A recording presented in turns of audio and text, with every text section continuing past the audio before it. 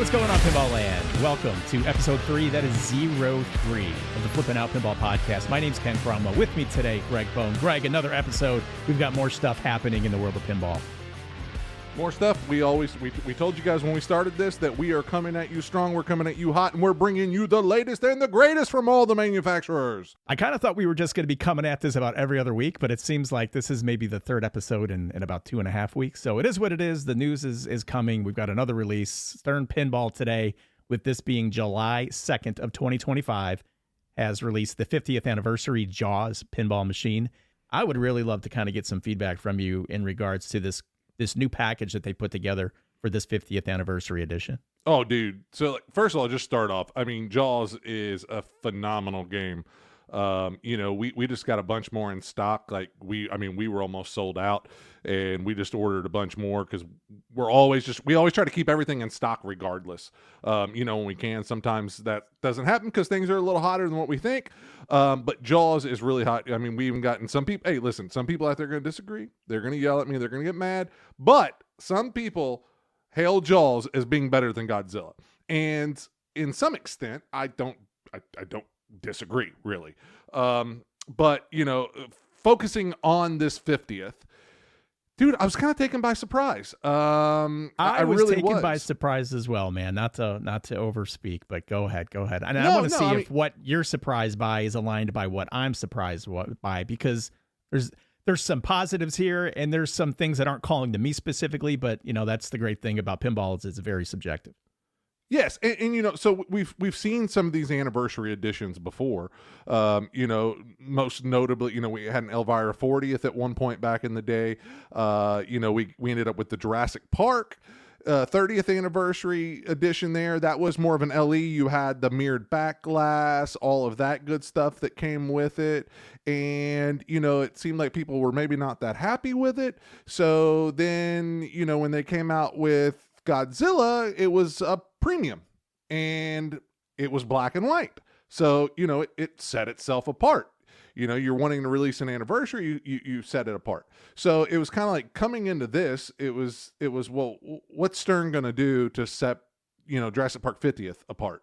Well, I'm glad they didn't go with the black and white approach, because I don't know that would have been applicable here, but yeah, for sure. I think it was ridiculous. There was some talk about that, and there was some stuff that was floating around, and it just didn't fit. Some of the other stuff, even Blood Red Kiss edition with Elvira, you can say, okay, the black and white works because it's a lot of the old B-list movies. Obviously, Godzilla, you can sit there and say, hey, black and white works. Yeah, this game, though, it wasn't the era. Now, I know 100% that Zach Minnie is just going to go freaking crazy on this because he was a huge advocate for it. I'll let him put his argument on the Pinball Show with him and Dennis. I'll let them battle that out. So I'm not going to get into why he thinks that's a good idea in his defense over it. Did he want to go black and white on Jaws? Oh yeah, he wanted it black and white. Yeah, he was an advocate for black and white, and he wanted like the pops and splashes of red in there. And again, I'm not going to talk for him. I'm going to let him do his own thing because that's not a battle I want to get into. But I agree with you, Ken. I think the black and white would have been a bad idea.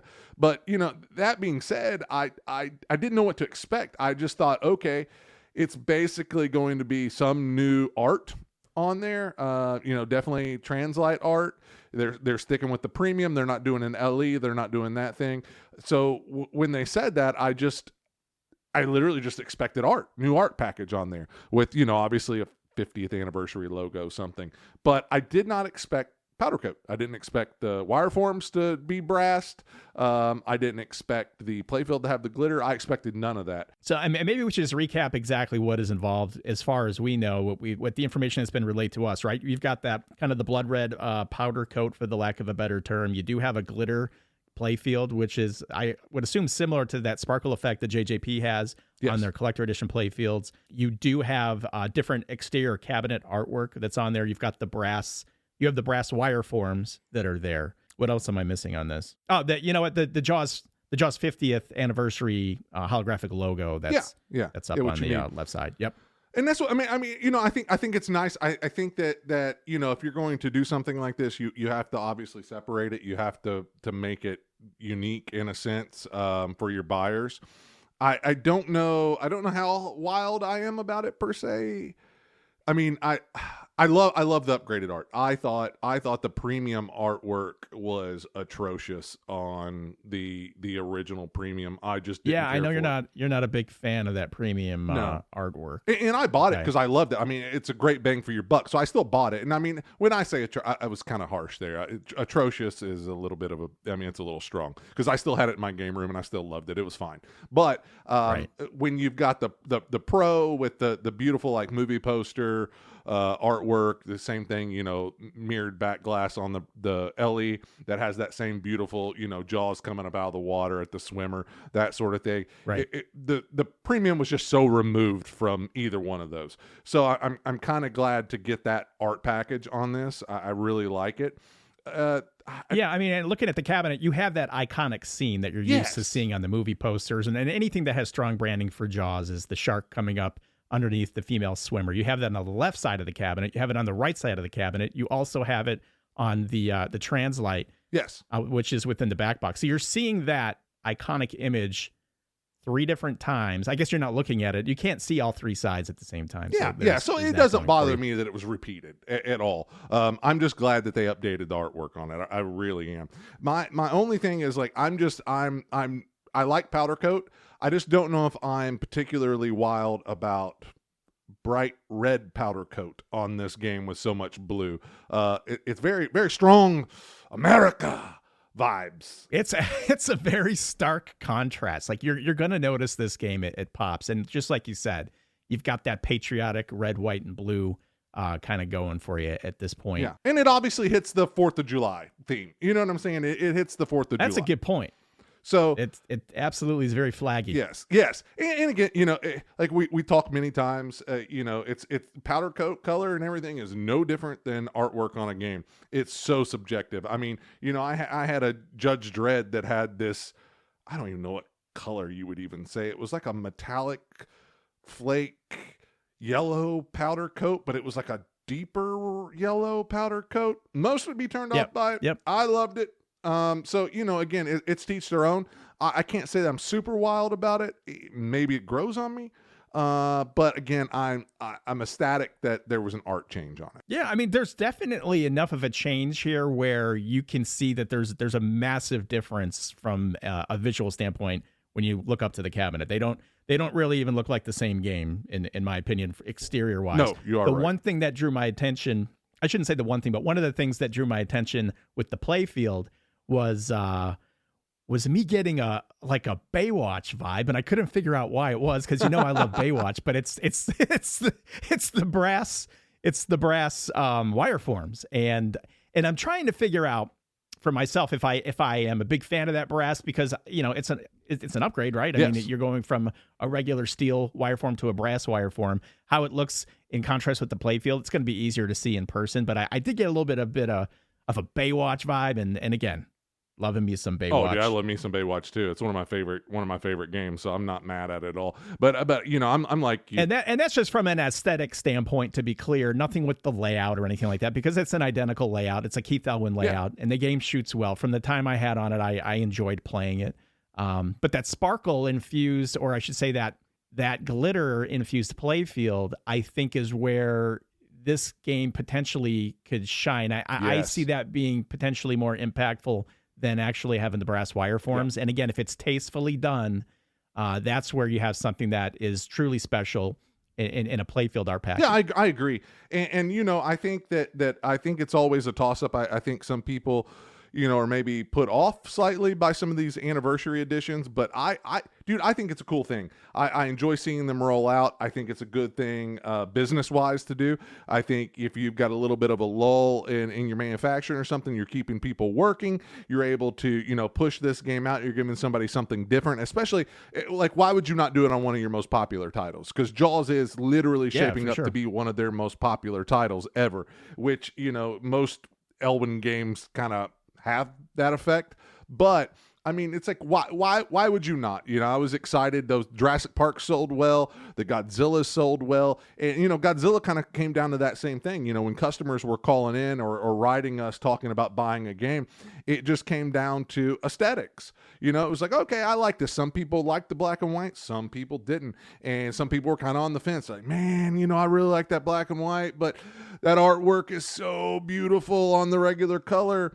And, you know, I think that that's what this game is going to come down to, is it's just going to be, hey, whatever you prefer. It is a nice little upgrade for a lot of people. Like, again, I was surprised that Stern put a little bit more into it for roughly the same, you know, same cost as what a normal premium is. So I don't think you can go wrong either way, you know, and we've got a few of them in stock. I think they're going to go quick. As, you know, George Gomez had mentioned, Ken, you know, they said, hey, we're going to be producing them this year. It only makes sense. It's an anniversary edition. This is the anniversary year. So we are only going to be making these games this year. We've got one run right now, maybe a second run by the end of the year, depending on how they sell, I guess. So, you know, get in there and get it while you can, because, you know, if you are on the fence, I hate to even say this, but, you know, it's better to pull the trigger than miss out. Yeah, I would agree. You want to get in on the first run if you can. At least you've assured yourself that you're going to have something. If you're wanting to place an order, obviously, you can still do that while you're listening to the podcast. You can go to flippinoutpinball.com. Flip the letter N out pinball.com, and you can place the order today. You can hit us up directly too, right, Greg? Greg at flippinoutpinball.com or Ken at flippinoutpinball.com, and we can help you out and answer any questions and get your order in the queue. And what's the timeline for delivery on something like this? I'm assuming, I think they're on the line. They should be shipping to us. I would assume maybe sometime next week. If not after that, 2 weeks, typically a 1 to 2 week time frame on there. So so you've got a very quick turnaround time. Yeah. Oh yeah. Stern does. You know, they're notorious for that. So that's always a good thing. But if I had to guess, I would say roughly a 2 week time span. I'm looking at both of these games, and I'm looking at both premium versions because that's what's released right now. And I'm trying to think, if I have that original premium version, is there enough there on this 50th anniversary version for me to feel as if I missed an opportunity?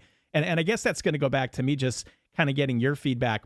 Do you think that these anniversary editions are a good idea when you consider the original buyers of the original tiers of these games, or like the premium buyer? Do they feel like, man, I should have just kind of held out a little bit because I want to get that anniversary edition? Or, I mean, do you think it's just kind of a moot point? Oh, I just think it comes down to the individual. I mean, it comes down to kind of just what we were discussing about, you know, just the art and the powder coat color and everything being, you know, subjective on that. I think it just comes down to it. I think some people might be like, oh man, dude, I hate this. Like, I really wish I would have got this one. I think it's gorgeous. Then I think some people are going to go, okay, I'm happy with mine. Not enough of a change, or just not my cup of tea. No, and I would agree with you. The thing that I think what a lot of people have to realize is that whenever you are the first to adopt something, and let's say that's a premium Jaws, you've had the benefit of playing that game from the beginning for a long time. And I think part of pinball ownership is the fun of knowing that you have something that's new, something that other people are looking for. It's kind of competitive. It's like, hey, I just got this new game that came out. So when another version of a game comes out, assuming it doesn't change the geometry or the layout or have some tremendously amazing add-ons that you feel slighted about, you know, I don't think there's any harm in doing the anniversary editions where you want to make sure, in my opinion, that you don't paint yourself into a corner where people are now going to be waiting for that anniversary edition. But the thing is this: if you wait, you're not playing.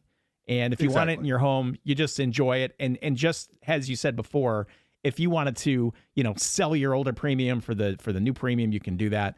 Again, I don't see the harm with it. You just, as long as they're doing it tastefully and they're doing it, and this is for all companies, anybody that's rebooting games. This is one thing that I will say and that I will recommend, that, you know, now I think this is a good opportunity for pro buyers to upgrade, because I am still a huge advocate on this game that you need a premium on Jaws. That the upper play field, while you're not up there a lot, is still fun to shoot. It adds a ton to the game.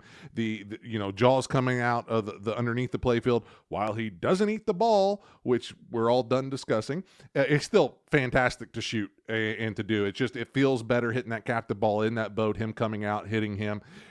I feel like it's definitely worth an upgrade from a pro to a premium. So, you know, if you guys got a pro out there and you're sitting here saying, man, I actually really like this, definitely consider that upgrade. Yeah, and if you do have the pro and you're looking to get into the premium model, even this 50th anniversary premium, and you have a pro Jaws, you know, call us up, trade it in. We'll give you some credit towards the new game and get this new game shipped out to you quick, and we'll make it an easy process to get that old game brought back into us at Flipping Out Pinball. Yeah. Hit us up, Bing. We'll get you an evaluation, and also, if it ends up being just outside of your budget, on either of these premiums, our used inventory is always turning over. If this is just a hair outside of your zone for your budget or anything, always keep a look on our Facebook page. That's where all of our used inventory and games get posted. We've always got a constant revolving door of used games, and a lot of those times, we've got Jaws in there, pros and premiums in there.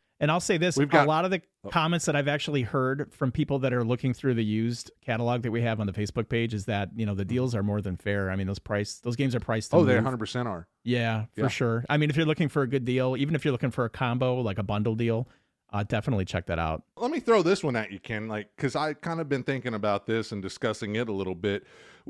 When Stern releases a game like this, let's just say, a hot title like Jaws, something that, major pop culture, major nostalgia, that sort of thing. So minus the anniversary editions or so forth that could come out, what do you think about, you got your Pro, your Premium, and your LE? What's your thoughts on them going back and doing something like Batman 66 on some of these titles and doing that Super LE again? So would that be adding a fourth tier, or are you still talking about like a signature game where it's just like a signature and a limited edition? I still personally, or how many tiers? I would say fourth tier. I would still say fourth tier on it, only because you're still going to want your Pro for a lot of locations. Premium is still that nice entry level. LEs, you still got, still want LE buyers. You got the nice powder coat, but you add something real special on that Super LE. Yeah, and this is something that, or do you do away with the LE? I mean, you tell me your thoughts on that too. Well, I mean, there's pros and cons to everything, right? So from a marketing perspective, in my opinion, it's like if you're going to have an A+ license, right? And yes. I think Jaws is an A license. I mean, it's iconic. People are asking for it. And that's the key. It's community asking for a theme, or that's where you get your A+ licenses from.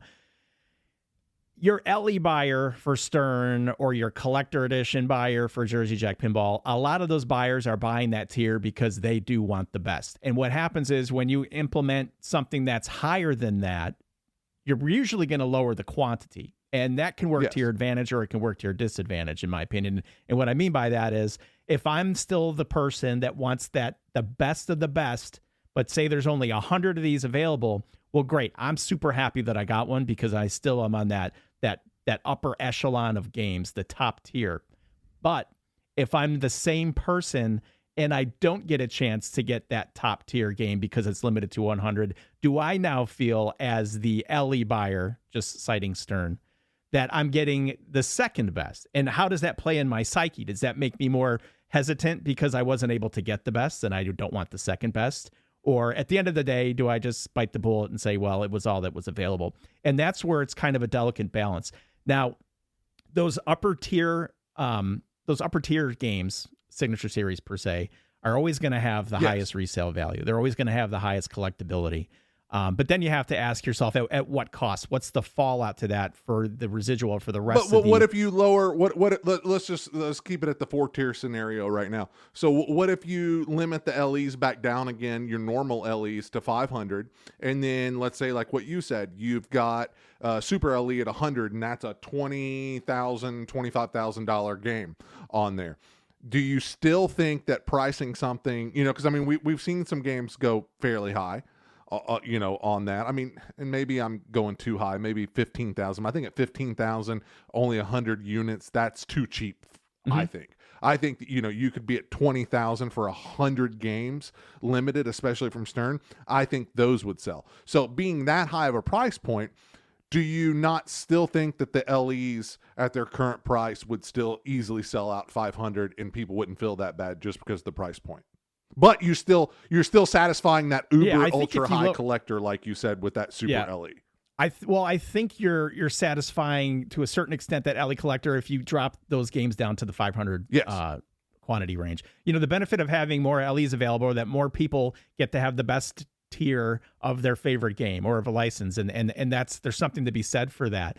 And when you start introducing a fourth tier and you start limiting it, yeah, for sure. I think if you're going to have a $20,000 game at 100 units on an A+ license, you're gonna sell them. You're gonna have to have something that presents the value proposition for it, though. You're not just going to be able to just based on scarcity. I don't think you move 100 units, because we've seen something similar to that happen in the past, and you saw those games depreciate. You have to make the separation between LE and Super LE very distinguishable, and make people feel like that they're getting their bang for the, like you said, not just because of the scarcity of it, but just you have to still give them something. I need everything gold plated, including the coin door and the leg levelers. It all has to be high end at that point, and you can still do something like that without getting crushed by your bill of materials.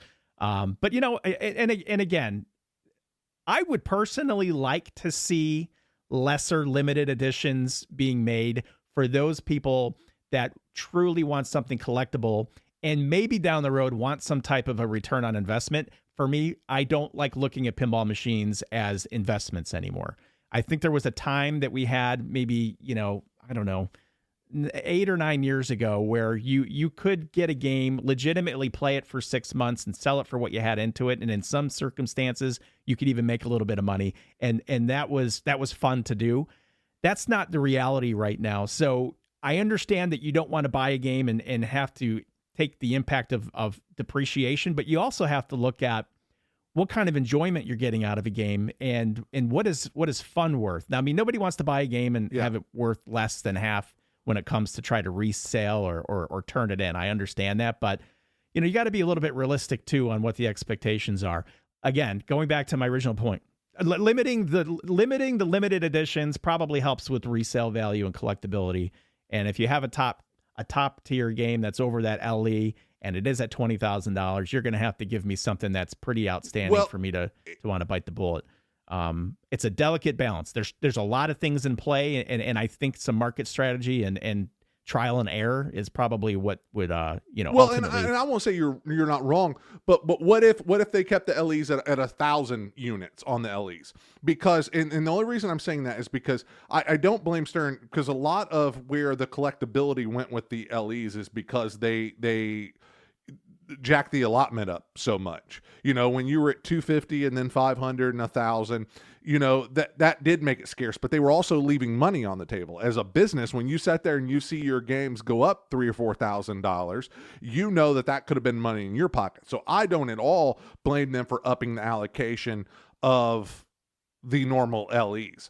But that being said, does doing a super LE, even if you had 1,000 LE units, does that still make sense? Because you do now get to satisfy some of those high-end collectors, because those 100, you're not leaving a lot of money on the table yourself, because you've satisfied and done what you needed to do with the normal LE units. But that super LE, now you've actually created a true collector's piece again, without, I think, business-wise having to feel like that you really lost out. Yeah, I see what you're saying. And again, there's some research there that would support that, but again, it's a different market right now too, and I think so much of that is going to be dependent on what the title is and what the license is and what the overall. Oh yeah, and that's why I'm talking. That's why I said something like Jaws, like when we started this, and like what you said, like you even mentioned about the the A++ license type deals. You're not doing it on every title. But, because I wouldn't have done that, obviously, on King Kong. Dungeons and Dragons, I mean, it's a super popular IP, but I still don't know if I would have done that on that. But I do think something like Jaws, honestly, even Jurassic Park, probably, I think was big enough. I mean, I think it definitely takes a particular license. But I do think that there maybe is some room for that. So if there was a $17,500 Jaws edition, and let's say they made 100 of them, what would have to be in that game for you to be like, yep, I'm ready to go to 17.5 on 100 units, on 100 pieces? Oh man, I don't know. Cause see, that is the tough question. I mean, it really is. I would think maybe some more sculpts, a little bit more, 3D, like, your slings and different things, maybe upgrade some things like that. Some of the things that some of the mod communities throw in there. Toppers, that gets a little code? Tricky. Do you put new code in there or exclusive? No, code, I think that starts to. No, I think that starts to change. Mode? Nope. I think that starts to change things a little too much for people. And I think that you get into a really kind of gray area there to where that you do start to upset people. And again, I know that some of the toppers have come, Jurassic Park and some toppers and stuff come with a particular code that will come with that topper, but it's never really anything major on there, in my opinion. But you're looking more cosmetic upgrades. Yeah, I think so still. Yep, I think you keep the same kind of tradition from premium to LE, but from LE to super LE, that sort of thing. Maybe a topper. A topper can get so expensive though to create and do that there might not just be really any room to be able to for research and development and production of a limited topper like that of 100 units.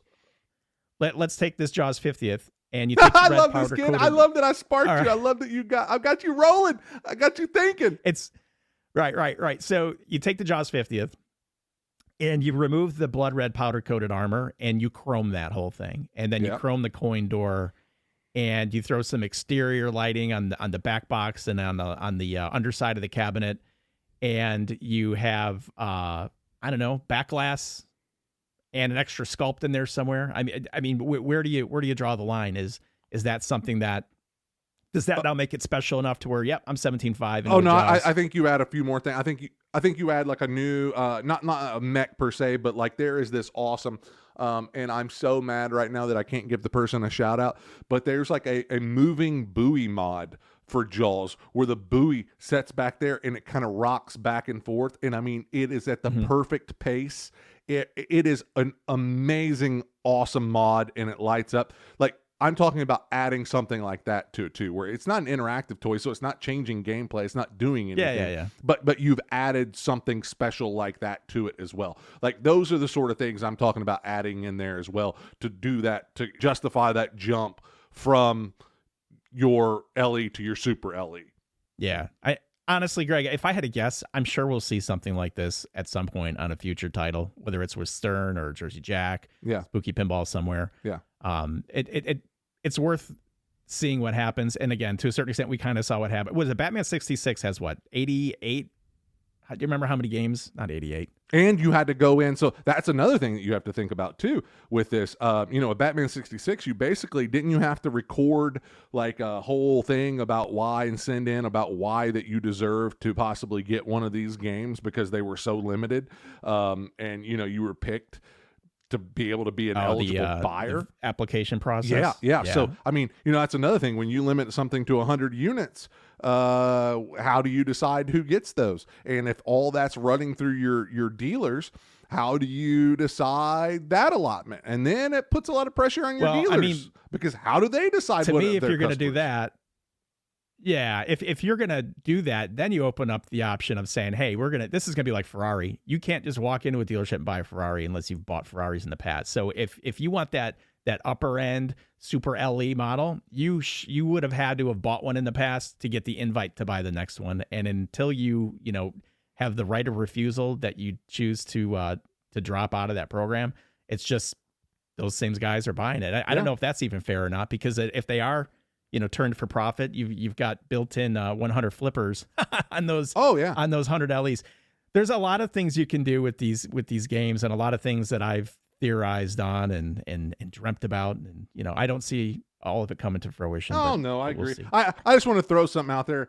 It was something that I discussed with somebody this morning, and they kind of brought it to my attention and stuff, and I was like, so I started putting a little bit of thought into it, and I was like, that is something very different and very unique. So I wanted to pick your brain. I don't think it's. Yeah, no, I appreciate it. I don't think it's been figured out. No. And I think there could be a better job being done. And some of it is, if it's not broke, don't fix it. But at some point, did it get broken? Arguably, yes. So how do you adjust for what people are looking for and what people are asking for? And how do you satiate everybody and make sure everybody's happy?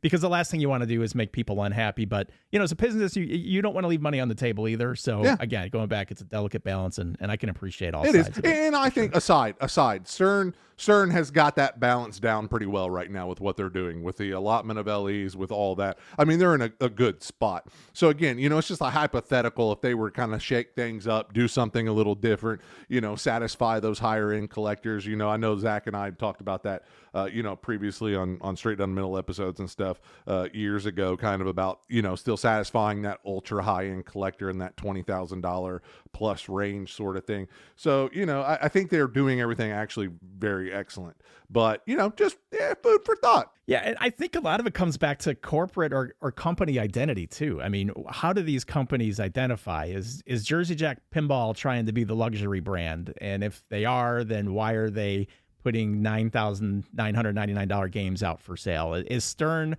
wanting to be a higher end collectible brand? And if they are, then why are they able to make 150 games in a day?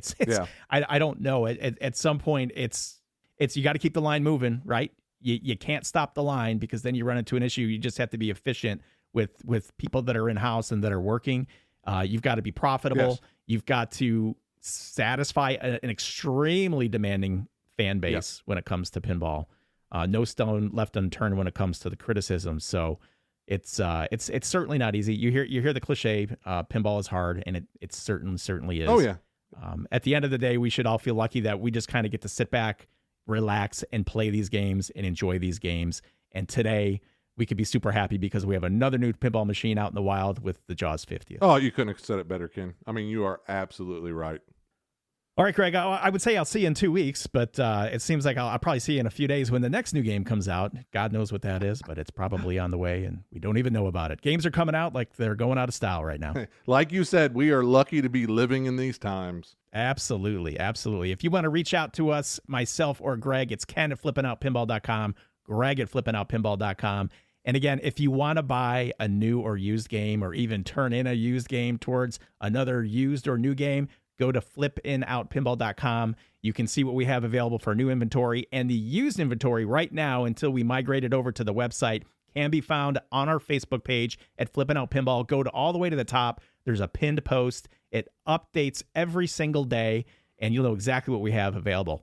Finally, if you're looking for a used game, we take interest lists for new games, absolutely. But if you're looking for a used game that might be turned in to us on a trade-in, you can reach out to myself or Greg, and we can put you on the list. And when that game comes in, hey, we're just going to give you a call. Be like, hey, listen, we just got this game in. Are you interested? And then that speeds up the process for you, and it helps us out along the way as well. And then finally, we do have Patreon set up. So if you go to patreon.com and you search Flippin' Out Pinball Podcast, there's different tiers there to support the show, but it's fun because we do have bonus content that, Greg, I think you'll agree. The one thing that we're able to do is really get lost in the weeds in conversation. And some of it's just so extended that it just doesn't make the podcast for the first few episodes, but it's there. And, you can sign up. And Exactly. you can actually get access to that. And sometimes we forget about things that we were wanting to talk about. So sometimes, at the end of our next podcast, we will discuss and bring up maybe a little more Jaws talk for some bonus content. You never know. You never know what kind of bonus content you're going to get on that Patreon. But it's always You good. never know what you're going to get. Sounds dangerous. I like it. Yes. All right. We want to thank you for listening. For Greg Bone, I am Ken Cromwell. Just when you thought it was safe to go back into your game room, Stern Pinball drops Jaws 50th anniversary on your ass. And don't forget to take some time out of your day and play some pinball. So long, everybody.